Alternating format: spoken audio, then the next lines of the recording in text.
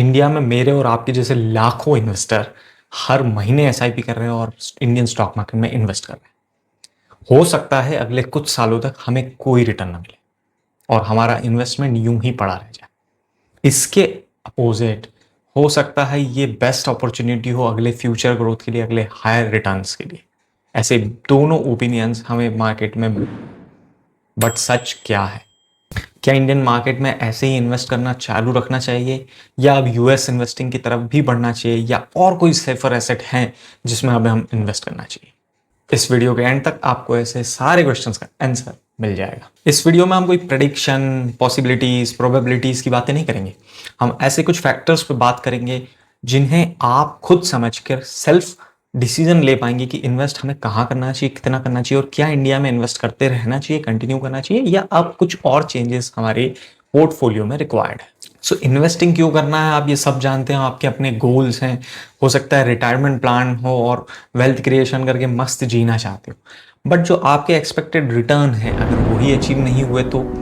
इसलिए सवाल ये नहीं है कि कौन सा एसेट अच्छा है, कौन सा एसेट बुरा है, सवाल ये है कि कौन सा एसेट में कब पैसा डालना चाहिए, इंडियन स्टॉक मार्केट का अभी स्टेटस क्या है, और अगर स्टेटस इंप्रूव होता है या नहीं होता है तो हम कैसे डिसीजन लें।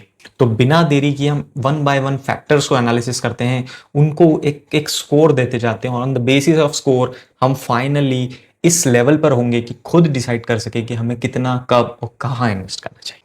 तो पहला फैक्टर है मेरा फेवरेट, वैल्यूएशंस, भावताव। सीधी सी बात है, जब भी हम मार्केट में कुछ भी खरीदारी करने जाते हैं हम बार्गेन करते हैं, उसकी वैल्यू चेक करते हैं कि क्या वो सही प्राइस पे मिल रहा है, नहीं। बट इन्वेस्टिंग करते टाइम बिल्कुल नहीं देखता कोई। ये सबसे बड़ा रिटेल इन्वेस्टर का फ्लॉ है, जहां पे रिटेल इन्वेस्टर अपना मनी लूज करता है। अब हम इंडियन मार्केट के वैल्यूएशंस को चेक करते हैं, क्योंकि सही समय पे खरीदोगे तो प्रॉफिट अच्छा बना पाओगे। जनरली निफ्टी 50 के बेस पे सारे एनालिसिस होते हैं, एंड आई पर्सनली बिलीव कि Nifty 50 Indian, overall Indian market को रिप्रेजेंट नहीं कर पाता, क्योंकि वो सिर्फ 50 लार्ज कैप कंपनीज को रिप्रेजेंट करता है। तो जब हम एक कॉन्सेप्ट के बारे में बात करते हैं, जब हम बड़े वैल्यूएशन के बारे में बात करते हैं, तो हमें निफ्टी 500, जो कि हमारा एक ब्रॉडर मार्केट इंडाइसेस है, उसको कंसिडर करना चाहिए, जिसके अंदर small cap, large cap and mid cap तीनों के अच्छे कॉम्बिनेशन है, और वो ओवरऑल इकोनॉमी को अच्छे से रिप्रेजेंट करता है। तो लेट्स चेक निफ्टी 500 का वैल्यूएशन। वैल्यूएशन जो पीई रेशियो के बेस पे हम उसका वैल्यूएशन निकालते हैं। पीई रेशियो बहुत सिंपल है, हर अर्निंग के लिए आपको उसमें कितना प्राइस पे करना है। तो निफ्टी 500 का मीडियन पीई 23.9 है। It means for 1 rupees of earning you have 23.9 for a fairly valued market. But currently Nifty 500 का पीई 22.6 पर चल रहा है। It means clear to 6 to 7-8% का हमें मार्जिन मिल रहा है। सो ओवरऑल देखा जाए तो इंडियन मार्केट अभी वैल्यूएशन वाइज चीप है। It's not extremely under valued, but yes it is definitely under valued. आपको क्या लगता है, Indian market enough under valued है या और अंडर वैल्यूड होना चाहिए? जरूर बताना। अब हमारे सेकंड फैक्टर पे आते हैं, जो कि है ग्रोथ।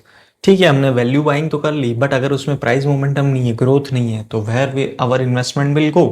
तो ग्रोथ चेक करने के लिए सबसे पहले देखते हैं क्या इंडियन कंपनीज अर्निंग्स कर रही हैं। तो let's check with the Nifty 500 के चार्ट ओनली। 2024 में निफ्टी 500 सेम प्राइस पे ट्रेल कर रहा था, तब उसका पीई 27 का था, जो कि मीडियन पीई 23.9 से बहुत ज्यादा है। और अभी सेम प्राइस 22.6 पीई पे मिल रहा है। मतलब जब पहले 1 रुपए कमाने के लिए 27 रुपीज देने पड़ रहे थे in 24, now you have to pay only 22.6, which means earnings grow हुई है, तभी price to earning ratio down हुआ है। क्यों? क्योंकि प्राइस तो सेम है, अर्निंग्स बड़ी है, डिनोमिनेटर बड़ा है, तो हमारा प्राइस टू अर्निंग रेशियो कम हो गया है। वैल्यूएशंस के साथ साथ इंडियन मार्केट की कंपनीज अर्निंग भी शो कर रही है। इट मीन्स ग्रोथ तो है। फर्स्ट फैक्टर तो क्लियर हो गया। सेकंड बात करते हैं जीडीपी ग्रोथ का, जो इंडियन ओवरऑल इकोनॉमी, आप जानते ही हैं स्टॉक मार्केट इकोनॉमी का मिरर होता है। तो इंडियन इकोनॉमी का जीडीपी ग्रोथ पॉजिटिव है, 8% का अभी जीडीपी ग्रोथ है, which is fabulous and fantastic. तो क्या ये ग्रोथ पॉजिटिव है? Yes, I will say 2 positive factors we have found out. अब थर्ड कंसिडरेशन इसी ग्रोथ में आता है इन्फ्लेशन। जब भी कोई इकोनॉमी ग्रो करती है तो उसके ऊपर एक सबसे बड़ा खतरा होता है महंगाई बढ़ने। अभी हम देखते हैं जो इन्फ्लेशन रेट है वो ग्रो करके 4.38 हो गई, which is concern for India. अब जब भी महंगाई बढ़ती है तो generally RBI rate of interest cut नहीं करती। सेम हमको आरबीआई के डिसीजंस में भी दिख रहा है। स्टिल हमारी रेट ऑफ इंटरेस्ट सेम है, इक्विलिब्रियम में है, कोई चेंजेस नहीं आ रहे।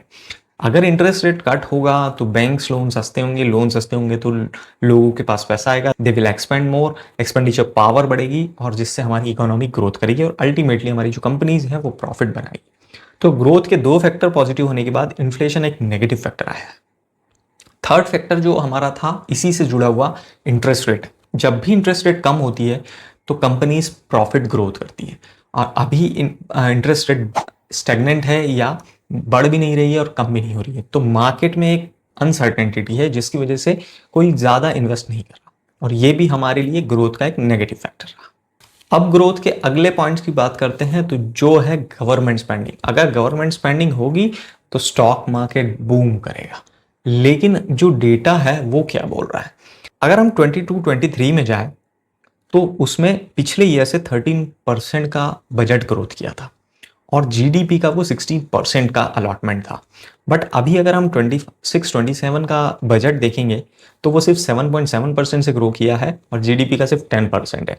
इट मीन्स गवर्नमेंट ने अभी एक्सपेंडिचर को फुल फ्लेज नहीं बढ़ाया है, उसकी एक्सपेंडिचर थोड़े से बंधे हुए हैं, लिमिटेड है, स्लगिश एक्सपेंडिचर है, और गवर्नमेंट अभी बढ़ाएगी भी नहीं। उसका रीजन आपको वीडियो के एंड तक मिल जाएगा, और ये कब बढ़ाएगी वो भी पता चलेगा, इसलिए एंड तक जरूर देखना। तो ओवरऑल ग्रोथ के फैक्टर में हम देखते हैं तो इन्फ्लेशन रेट नेगेटिव है, हमारा गवर्नमेंट स्पेंडिंग नेगेटिव है, लेकिन जीडीपी ग्रोथ और अर्निंग्स ऑफ कंपनीज पॉजिटिव है। तो ये एक मिला जुला इफेक्ट है, बट अल्टीमेटली गवर्नमेंट स्पेंडिंग और interest rate plays a major role, इसलिए ये भी थोड़ा सा नेगेटिव ही रहेगा। अब हमारा थर्ड फैक्टर है global and macro economics.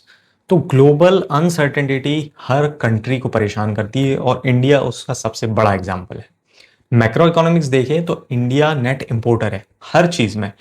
India का ट्रेड डेफिसिट पिछले साल 109 बिलियन डॉलर्स का है, मतलब हमें 119 बिलियन डॉलर चुकाने हैं। हमने उतने का इंपोर्ट ज्यादा कर लिया है, एक्सपोर्ट नहीं कर पाए।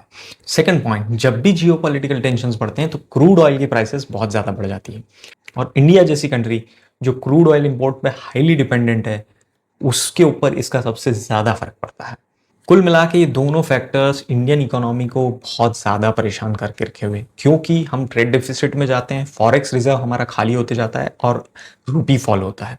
ऐसी कंडीशंस में जब क्रूड ऑयल महंगा होता है तो ये इन्फ्लेशन क्रिएट करते हैं और अल्टीमेटली इंटरेस्ट रेट कट को डिले करते हैं, जो कि एक स्टॉक मार्केट बूस्टर होता है।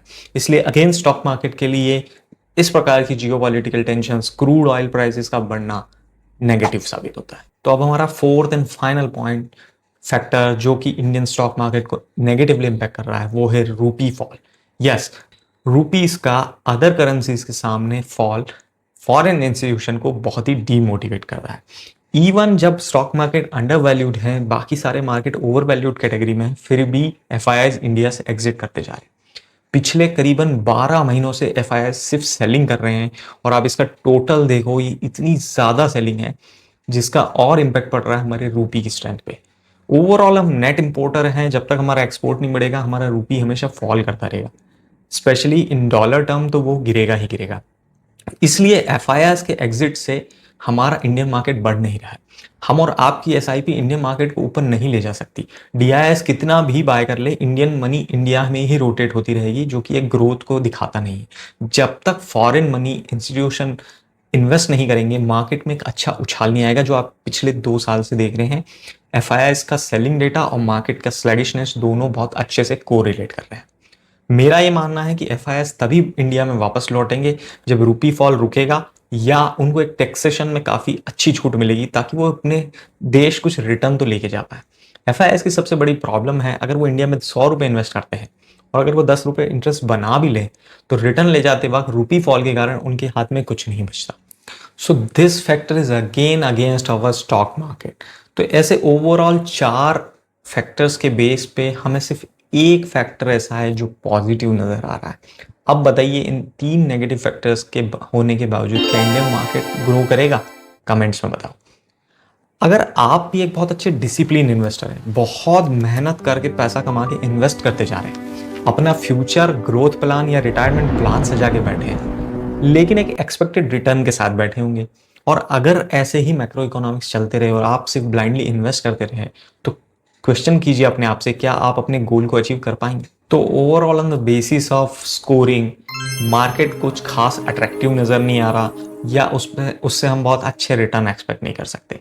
बट वेट, अगर आप अभी तक ये वीडियो देख रहे हो it means you are serious in investing. तो मैं आपके लिए कुछ एक धमाकेदार चीज लेके आया हूं, बहुत इंटरेस्टिंग फैक्ट्स हैं, बहुत इंटरेस्टिंग डेटा है जो आपको जरूर चेक करना चाहिए, उसके बाद ही वीडियो को छोड़ना। मैं आपको कुछ ऐसी चीज बताता हूं जो एक आपके दिमाग में पॉजिटिविटी ला देगी और आपके इन्वेस्टमेंट को थोड़ा सा एक अच्छा डायरेक्शन दे सकती है। Let's check guys. अगर अभी तक आप ये वीडियो देख रहे हो और अगर अच्छा लग रहा है तो प्लीज लाइक एंड सब्सक्राइब, ताकि ऐसे डेटा बैक्ड एनालिसिस के साथ इन्वेस्टमेंट आइडिया आप मिस ना कर जाए। तो बात करते हैं वो इंटरेस्टिंग फैक्ट की। देखो, इतिहास अपने आप को हमेशा रिपीट करता है, तो ले चलता हूं मैं आपको उस इतिहास के पन्नों में। अरे मतलब 2022 के उस चार्ट पर, जिसे हमें समझना बहुत जरूरी है। फेब 2024 में एक वॉर शुरू हुआ था, रशिया एंड यूक्रेन का वॉर। उस वक्त भी क्रूड ऑयल प्राइसेस आज के लेवल से भी बहुत ज्यादा बढ़ गए थे, चारों तरफ नेगेटिविटी थी और हमारा इंडियन मार्केट फॉलो होना शुरू हो गया। ऑलमोस्ट 700 डेज यानी 2 साल के कंसोलिडेशन के बाद 2023 में उसने कहीं जाके ब्रेकआउट किया, और फिर उसके बाद हमें मिलती है 2024 की सुपर बुलिश मैसिव रैली। अब मैं आपको बोलता हूं, चेक दिस इमेजेस, क्या ऑलमोस्ट सिमिलर चार्ट पैटर्न बन रहा है, क्या सिमिलर कंडीशन बन रही है? इधर रशिया यूक्रेन वॉर, इधर यूएस ईरान वॉर। इतना लंबा कंसोलिडेशन, ये भी एक कंसोलिडेशन, वही जियोपॉलिटिकल टेंशंस, वही सारे सिनेरियो। इसके बाद एक और इंटरेस्टिंग चीज, 2023 मतलब यूनियन इलेक्शन 2024 के जस्ट पहले का ईयर, हमने एक फैक्टर की बात करी थी, गवर्नमेंट स्पेंडिंग, कैपेक्स एक्सपेंडिचर। तो हमेशा गवर्नमेंट चुनाव के कुछ साल पहले बहुत ज्यादा पब्लिक स्पेंडिंग करती है, यूनियन बजट को इंक्रीज करती है, और ऐसा ही कुछ हो सकता है 2027 और 28 के बजट में, जो कि हमें एक बुल और मैसिव रैली दे सकता है, क्योंकि 2029 में है अगला यूनियन इलेक्शन, और उससे पहले कोई भी गवर्नमेंट उसके पहले की यूनियन बजट को बहुत अच्छा एक्सपेंडिचर वाला बनाएगी, बहुत ज्यादा स्पेंड करेगी, which is very positive for stock market. और similar chart pattern, similar scenario से मुझे ऐसा लगता है कि we can be a sideways till 2027-28, but 2028-29 में बहुत मैसिव रैली हमें देखने मिल सकती है। पर मुझे ये लगता है कि 2 साल वेट करने की बजाय हमें छोटे छोटे पोजीशन बिल्डअप करना चाहिए, हमें एसआईपी शुरू कर देनी चाहिए, हमें अपनी एसआईपी कंटिन्यू करते रहना चाहिए, ताकि एक अच्छी लॉन्ग टर्म पोजीशन बिल्ड हो और ये सारा मनी जो है कंपाउंड होगा आपका 28-29 में हो सकता है। तो अब ऐसी सिचुएशन में हमें क्या करना चाहिए? तो what I am doing, I am continuing my SIP. थोड़ा मैंने एसआईपी अमाउंट रिड्यूस कर दिया है, और मोस्टली उस एरिया में कर रहा हूँ जहां I am finding the material is very cheap और under value. Second thing, I am keeping cash reserve. Cash को मैं बढ़ाते जा रहा हूं, ताकि जब मौका मिलेगा इन चारों फैक्टर्स में से अगर कोई फैक्टर सुधरते हैं मोर देन 2 और 3, तो I can bulk invest. Third portion, I am investing in US. Yes, क्योंकि रूपी फॉल रुकने वाला नहीं है, we are very heavy importers. Rupee depreciation को फाइट करने के लिए मुझे यूएस इन्वेस्टिंग पसंद आई। लास्ट पिछले 1.5 सालों से मैं यूएस इन्वेस्टिंग कर रहा हूं, and this is my return.